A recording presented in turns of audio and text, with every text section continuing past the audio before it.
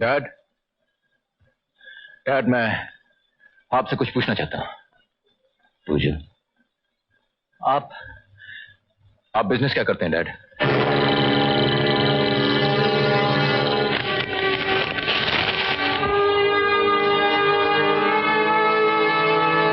आज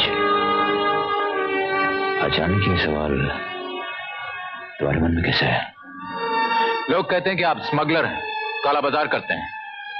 आपने खून किए हैं, पुलिस की लिस्ट में आपका नाम सबसे ऊपर है। किसने कहा तुमसे? किसने कहा ये जरूरी नहीं है डैड। मेरे लिए सिर्फ ये जानना जरूरी है कि ये बात सही है या गलत। तुम्हें क्या लगता है? मैं तो कहता हूं कि ये गलत है, एब्सोल्युटली रॉन्ग। मेरे डैडी कभी ऐसा दलील और गिरा हुआ काम नहीं कर सकते हैं। लेकिन मैं आपके मुंह से सुनना चाहता हूं डैड, सिर्फ एक बार मेरे सर पे हाथ रख के कही कि ये झूठ है, गलत है। सर पे हाथ रखने से क्या होगा? पढ़े लिखे हो, जाहिलों की तरह बात मत करो।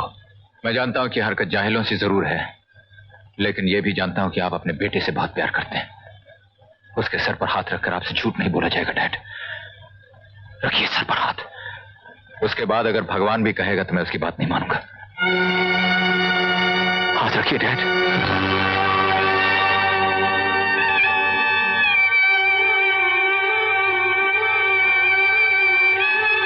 डैड, डैड मैंने आपसे एक सवाल किया है, प्लीज आंसर माय क्वेश्चन।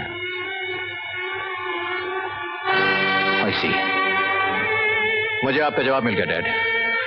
मैं समझ गया कि आप कौन हैं, और यह भी समझ गया कि ये दौलत, ये शान और शौकत, ये इज्जत आप कहां से लाए हैं।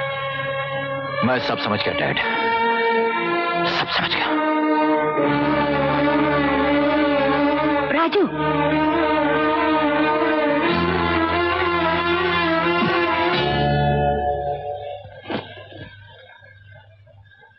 क्या कर रहे हैं? जा रहा हूं। कहां? कहीं भी, लेकिन ये घर छोड़ के। सीने पर पत्थर रखकर एक एक दिन गिनकर 20 साल तेरा इंतजार किया, और तू आते ही घर छोड़कर जा रहा है। यही बदला दिया माँ बाप की मोहब्बत का? माँ की मोहब्बत, हाँ, माँ की मोहब्बत का इस दुनिया में कोई मोल नहीं।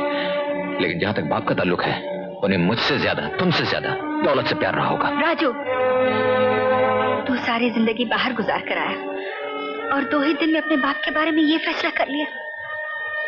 तू क्या जाने कि तेरे बाप ने क्या क्या जुल्म सहे।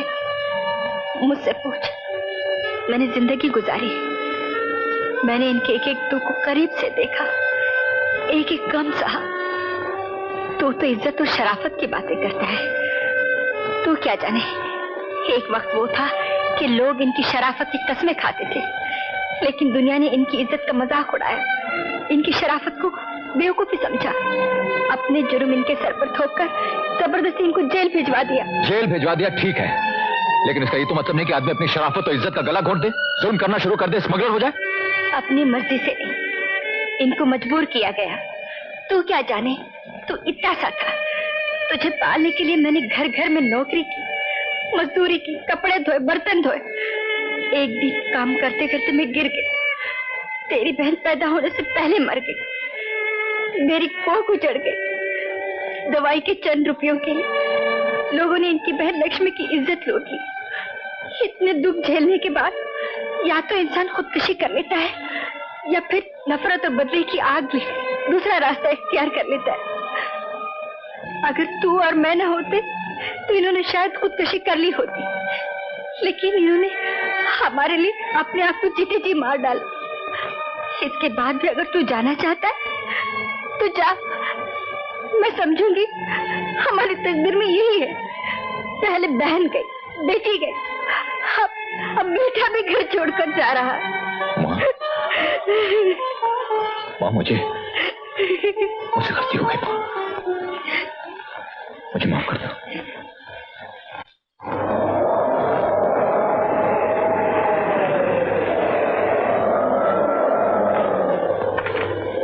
मैं काफी देर से तुम्हारा इंतजार कर रहा हूँ। क्यों बुलाया था मुझको? आज हम पुलिस वालों की याद कैसे आ गई? खान, आज मैं तुमसे एक पुलिस अफसर नहीं, एक दोस्त की हैसियत से मिलने आया हूँ। चलो, कुफ्र टूटा खुदा खुदा करके। कहो।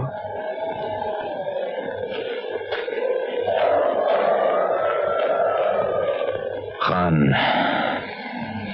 20 साल से जो जिंदगी की लड़ाई लड़ता चला आया हूं, लगता है आज इसे हार गया हूं। मिस्टर वर्मा ने अपनी बेटी का हाथ मेरे बेटे के हाथ में देने से इनकार कर दिया। वो तो एक दिन होना ही था धर्मा, और यही 20 साल से मैं तुम्हें समझाता है एक दोस्त की हैसियत से। अगर तुम कभी नहीं माने, बस तुम जीतते रहे और हम हारते रहे। कानून को सबूत चाहिए था और तुमने सबूत कभी हमारे हाथ पड़ने नहीं दिया। मैं क्या करता खान? तुम तो जानते हो कि मैं एक सीधा साधा देहाती था। पेट की आग बुझाने शहर चला आया, लेकिन उन कमीनों ने मेरी सादगी का फायदा उठाकर मेरे घर को जला डाला। और उस आग से तुम सारी दुनिया को जलाने निकल पड़े। कानून के फैसले का इंतजार नहीं किया तुमने। तो और क्या करता मैं? थोड़ी देर के लिए मान लो कि तुम्हारा कानून उन्हें सजा दे भी देता, वो तो फांसी के तख्ते पर चढ़ जाते, लेकिन मुझे क्या मिलता? क्या मेरी बहन, मेरी बेटी मुझे वापस मिल जाती? और तुमने जो मनमानी कर ली से तुम्हारी बहन और तुम्हारी बेटी तुम्हें वापस मिल गई। इस समाज में रहना है तो उसके कानून का लिहाज रखना होगा। अपनी 1.5 ईंट की अदालत बनाकर आप अलग नहीं रह सकते। कोरे कागज पर दस्तखत तुमने किए थे, गलती तुम्हारी थी, और अपनी गलती मानने के बजाय तुमने कानून पे इल्जाम लगाया, बगावत पर उतरा है। ये उसी का नतीजा है। 20 साल पहले जो तुमने जहर बोया था, आज वही तुमको काटना पड़ रहा है। तुमने कभी अंदाजा लगाया तुमने अपनी क्या हालत बना ली है? तुमने अपने आप को जीते जी मार डाला है। याद है वो धर्मा जो गांव से आया था, कितना खुश था वो, खुद हंसता था और सारे जमाने को अपने साथ में हंसाता था। और कभी इस धर्मा की तरफ देखा है जिसकी हंसी खुशी सब दौलत के ढेर के नीचे दब के रह गई है? जबान से बोलते हुए डरता है, खामोश रहता है, न खुद खुश है, न बीवी खुश है, न औलाद खुश है। धर्मा, मैं सारी जिंदगी तुमको यही समझाता था मैं तुमको। तुम तो समझे नहीं। लोग मुझे गलत समझ बैठे। वो समझे खान धर्मा के साथ मिला हुआ है, उससे रिश्वत लेता है, तभी तो उसके खिलाफ सबूत नहीं पैदा करता है। नतीजा ये हुआ कि मैं जहां था वहीं कम ही रह गया। मैं तमाम सबके सब साथी सब बड़े ओहदों पर पहुंच गए, और मैं वहीं कम ही रह गया,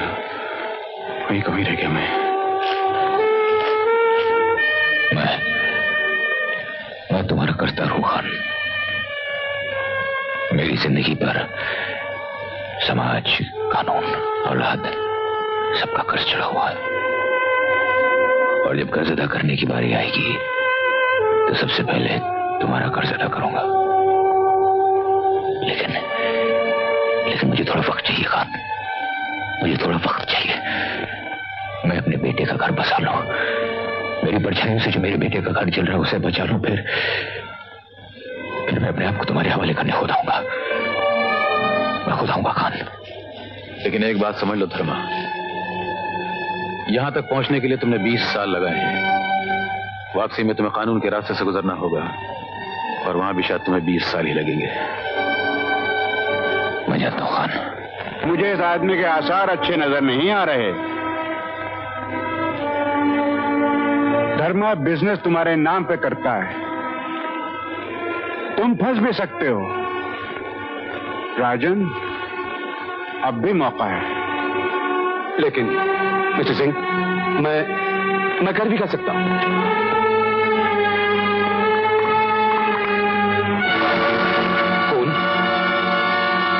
no, it's impossible. Mister Singh, हमारे पास ऐसा कोई आदमी जो धर्मा। यहां ना सही, हांगकांग में तो है। हांगकांग के बॉस को टेलीफोन कर दो, उनसे कह दो धर्मचंद बुढ़ा हो गया है, अब उसे छुट्टी दे देनी चाहिए।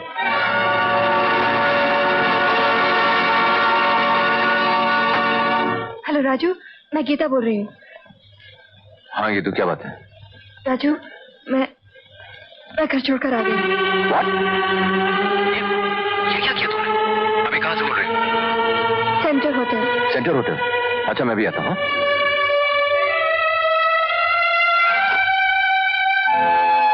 हाँ राजू, मुझे यहाँ से ले चलो, कहीं भी, किसी भी जगह। लेकिन कहाँ Geetu? I don't know anybody here. Let's go back to London. नहीं गीतू, ये नहीं हो सकता। क्यों नहीं हो सकता? बोलो। यहाँ आकर तुम्हारा दिल मुझसे भर गया है। ये बात नहीं है गीतू, ये बात नहीं है। Why don't you understand? I love you. लेकिन अगर हम लोग इस तरह भाग के चले गए तो कितनी बदनामी होगी। हमारी वजह से हमारे माँ बाप किसी को अपना मुंह दिखाने काबिल नहीं रहेंगे। और एक बात और है गीतू, मेरी माँ ने मेरे लिए जिंदगी भर दुख उठाए। मुझे खुश रखने के लिए उन्हें जिंदगी भर अपने आंसू पिए हैं। मैं उन्हें धोखा नहीं दे सकता। और मैं सबको धोखा देकर सबको छोड़कर आई हूँ, उसका कुछ नहीं। यही तुमने सबसे बड़ी गलती की बेटी। माँ, राजू तुम जाओ यहाँ से।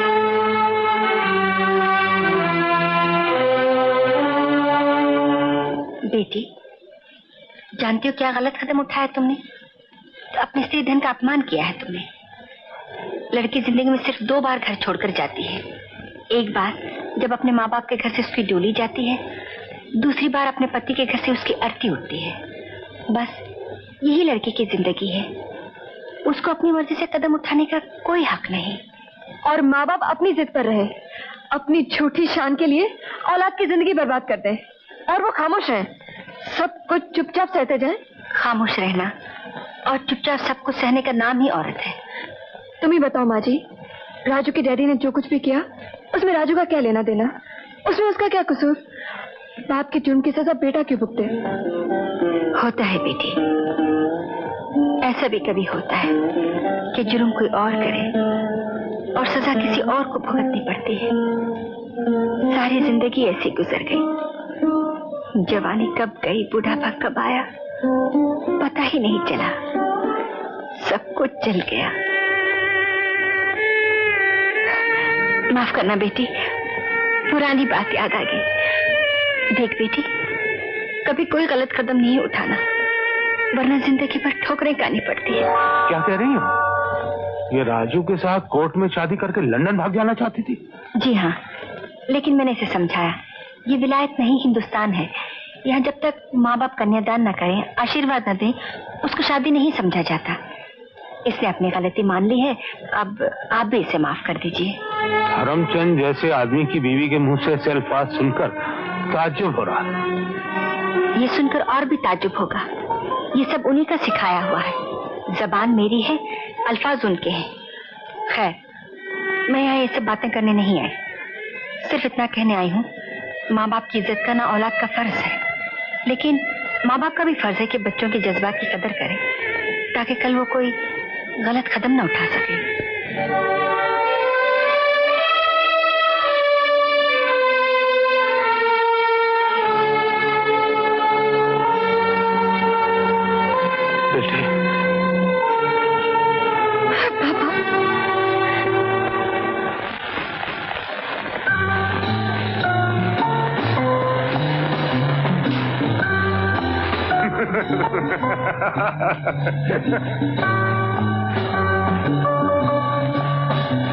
कहिए। वर्मा साहब, आपसे कुछ बात करनी है। आइए आइए। कहिए। मैं आपके घर गया था, पता चला कि आप यहाँ हैं। तो वर्मा साहब, आप चाहे तो मेरा बेटा मुझसे छीन लीजिए, लेकिन मेरी बेटी की खुशियां मुझसे मत छीनिए। बस बस, और कुछ कहने की जरूरत नहीं है। मुझे सब कुछ पता चल गया। असल में बात यह है, मैं खुश शर्मिंदा हूं। Waiter, whisky. मैं शराब नहीं पीता। 2 घूंट। कोर्ट तो जिंदगी में बहुत पिए वर्मा साहब, लेकिन शराब की नहीं।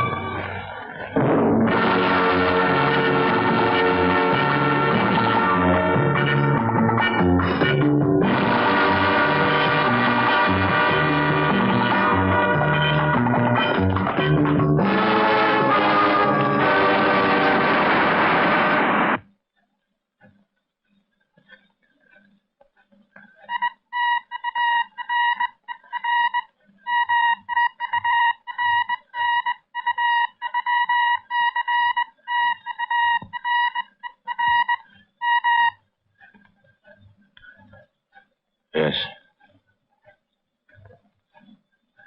हाँ।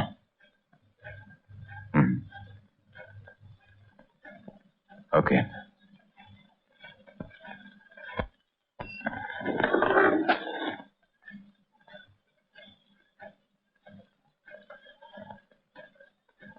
राजन, कल रात अलीबाग में एक बोट आई जिसमें से माल नहीं एक आदमी उतरा है। पता लगा ये आदमी कौन है? ओके धर्मा, तुमने आज तक मुझसे कोई बात नहीं छुपाई। ये आदमी कौन है जो फोन करता है? मरने से पहले तुम्हें बता दूंगा।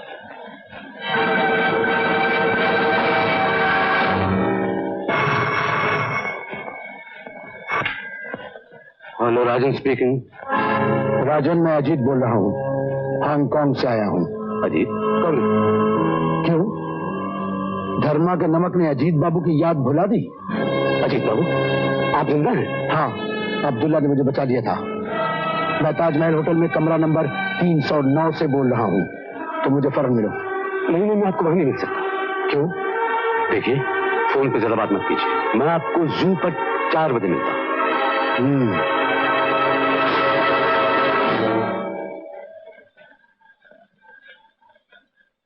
हाँ,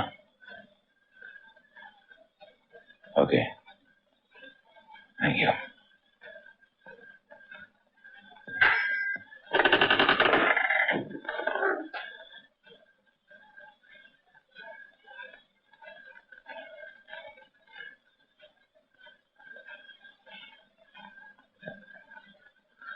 राजन, अलीबाग बीच पे जो आदमी उतरा था उसके बारे में कुछ पता चला? मैंने उस काम पर आदमी लगा रखे, लेकिन अभी तक कुछ पता नहीं चला। वो आदमी ताजमहल होटल में ठहरा था। ताजमहल, कमरा नंबर 309। 309।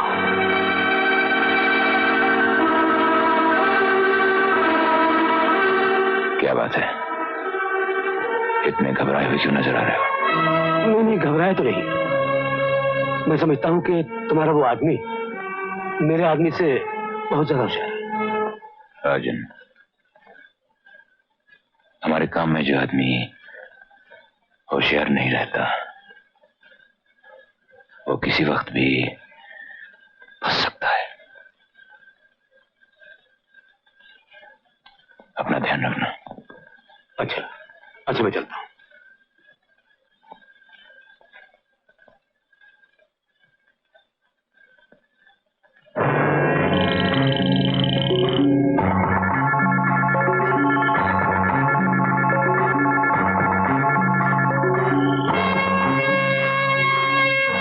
राजन, तुमने मुझे यहाँ क्यों बुलाया?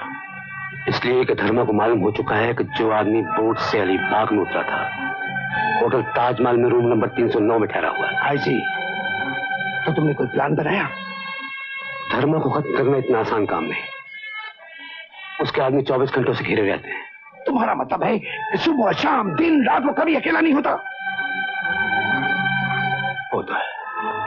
अब कहाँ? सुबह बालकनी में वो अकेला घूमा करता है।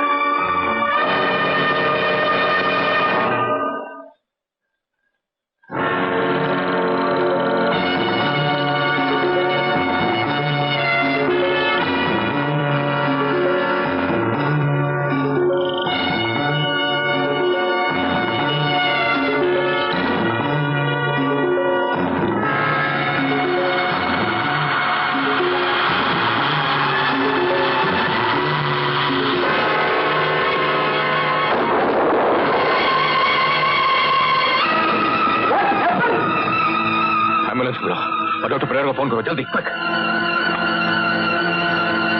राधा, राधा, देखा, अब हम नहीं बच सकते। राधा, ए राधा, तुमका कुछ ना हुई राधा। अरे गुनाह हम किए हैं, सजा तुमका कैसे मिल सकता है? तुमका नहीं मिल सकता राधा। ये सजा नहीं, ये तो हमारा सौभाग्य है कि तुम्हारे हाथों में दम तोड़ा। राधा, माँ, माँ, ये क्या? कुछ नहीं हुआ बेटे, कुछ नहीं हुआ। किरनार बिल्डिंग को घेर लो, वो आदमी काली जैकेट पहने। राधा, अब तुम्हारे हवाले है।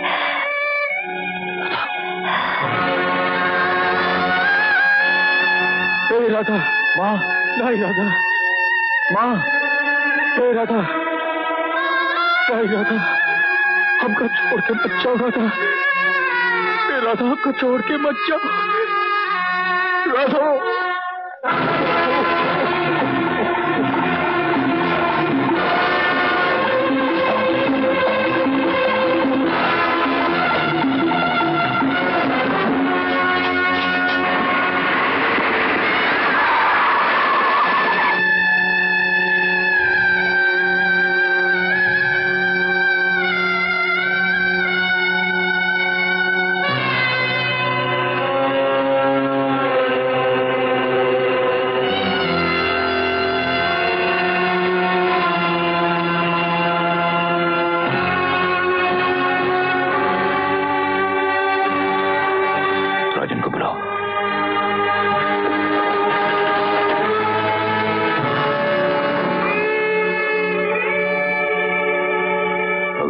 सच्चा है तो मेरे बेटे के हाथ से खून न होने देना।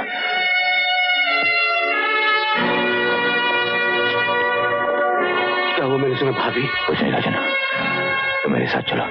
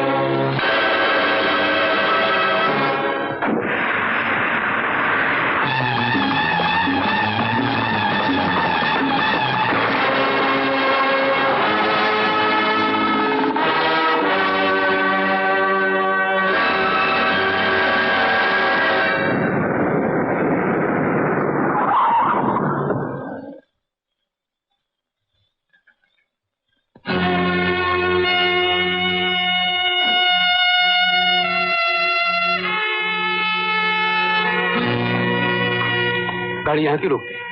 हम तो खूनी की तलाश में जा रहे हैं। खूनी यही है मेरे सामने। यही कि राधा के खून में तुमने गोली खुद नहीं चलाई, लेकिन उसके कत्ल के प्लान के पीछे तुम्हारा भी हाथ था। Dharma, please try to understand me. Dharma,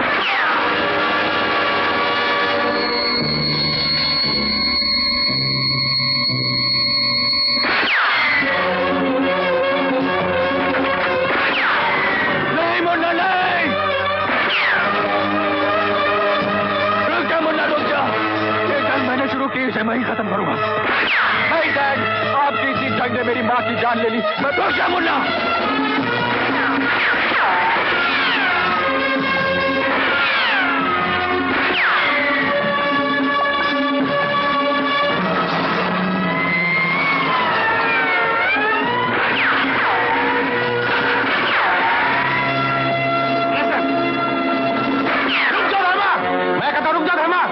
police के हाथों बच के नहीं जा सकता है।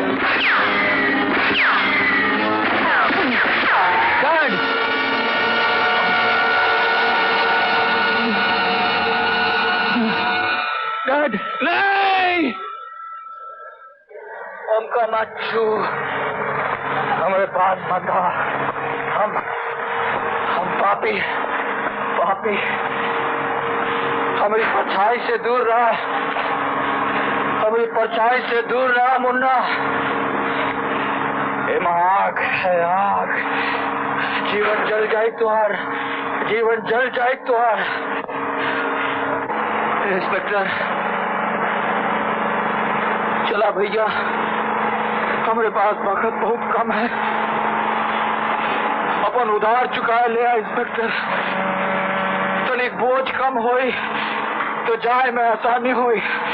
हाँ, जाए में आसानी हुई। ए मुन्ना, दुनिया में सब दुख सह लिया बेटा, लेकिन पाप के रास्ते नहीं जाए कर बेटा, ये पाप के रास्ते नहीं जाए कर। ये पाप एक चिंगारी होता है बेटा, अंदर आए अंदर जल के प्राण के खोखला कर देता, खोखला, जैसे हम खोखला हो गए।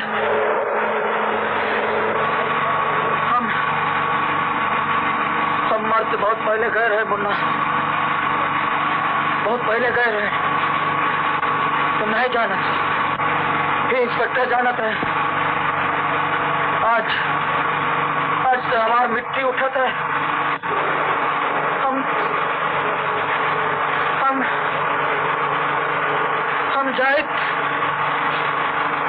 हम जाए थे मुन्ना, हम जाए थे।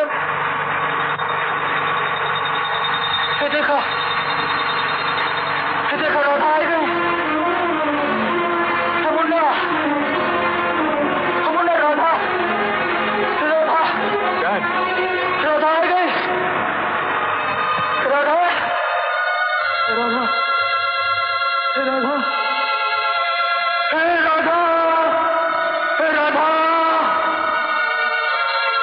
Dad?